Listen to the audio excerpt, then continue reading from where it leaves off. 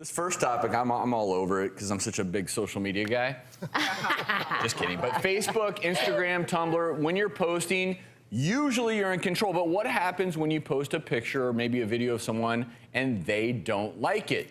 Most people they'll suck it up. They'll ask you to take it down. But then there are those who sue.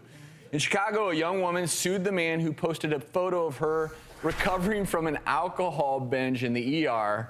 According to the lawsuit, she claimed the photo could affect her potential to someday work for Fortune 500 companies. It also alleged in the complaint that she was in no condition to give her consent. Now, this is unique, and I have to say I'm bothered by this. It was in a hospital setting, and it was from a doctor on staff, not her doctor who took the pic.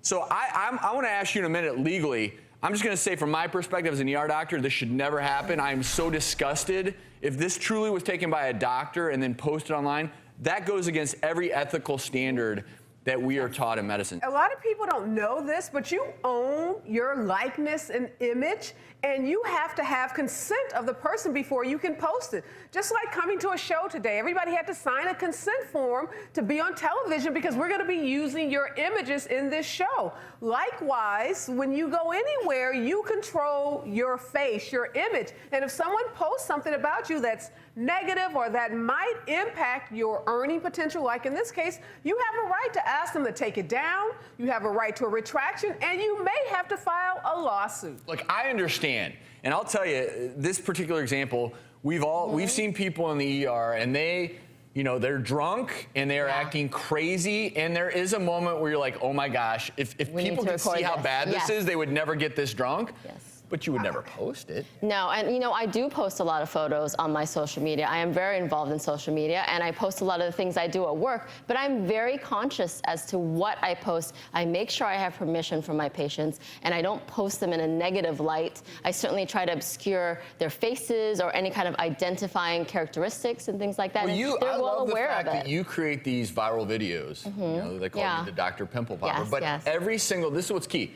When Dr. Lee shows those videos, every single one of those individuals has given their consent. Right, absolutely. And certainly they may say, hey, please don't show my face, but you respect those boundaries. So from a legal perspective, I think we all agree this is unconscionable in many ways, but from a legal perspective, could this individual, by saying that it affects her ability to work for a Fortune 500 company, I'm assuming you could then say, well, she'd make $250,000 a year, 30 years of that, let's sue for $5 million. Yeah, there is something, Travis, obviously about the speculative nature of her damage claim, since she doesn't have the offer, presumably, and no one's knocking her door down to say, come work for this Fortune 500 company. But we do know that companies check social. It's no longer look at your resume and decide if I want to hire you immediately.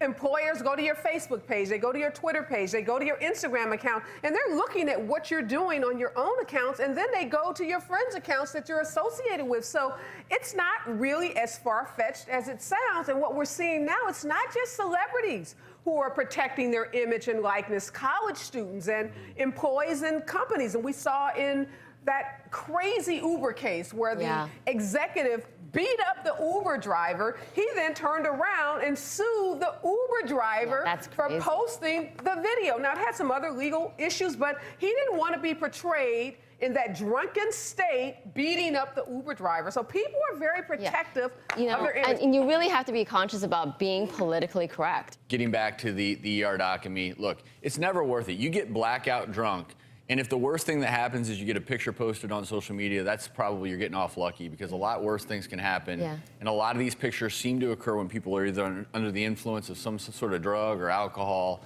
And of course, what does that lead to? It leads to regret. And the last thing you want is a picture out there to basically be out there forever. And I think the takeaway, too, is don't post someone's picture without their permission if it does paint them in a bad light, because you wouldn't want anyone to do that to you, because it could impact your job, your career, even your family life, your dating life. Social media is a way to vet your potential daters.